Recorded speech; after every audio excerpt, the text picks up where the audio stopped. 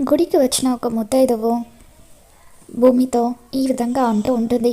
అమ్మవారి ముందు ఒక త్రిశూలం ఉంది కదా, మనం మనసులో ఏదైనా కోరిక కోరుకొని ఈ గాజుల్ని ఆ త్రిశూలం పైన వేయాలి. ఒకవేళ ఆ త్రిశూలంలో గాజు పడితే అప్పుడు మనం అనుకున్న కోరిక తప్పకుండా ఆ అమ్మవారు నెరవేరుస్తుంది.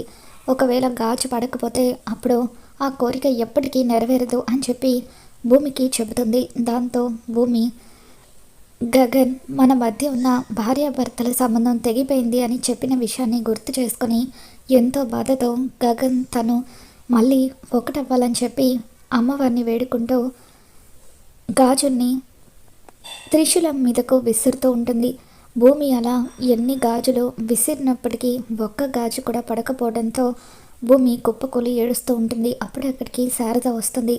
బాధపడకు భూమి, ఖచ్చితంగా నీ కోరిక నెరవేరుతుంది, అధైర్యపడకు అని చెప్పి తన చేతులకున్న గాజు తీసి, ఇదిగో భూమి, ఒక్కసారి అమ్మవారిని మనస్ఫూర్తిగా వేడుకొని ఈ గాజుని విసిరి చూడు అని చెప్పి అంటూ ఉంటే, ఇకప్పుడు శారద చెప్పిన ధైర్యంతో భూమి ఆ గాజుని త్రిశూలం మీదకు విసురుతుంది. ఆ గాజు త్రిశూలంలో పడడంతో భూమి చాలా హ్యాపీగా ఫీల్ అవుతూ ఉంటుంది.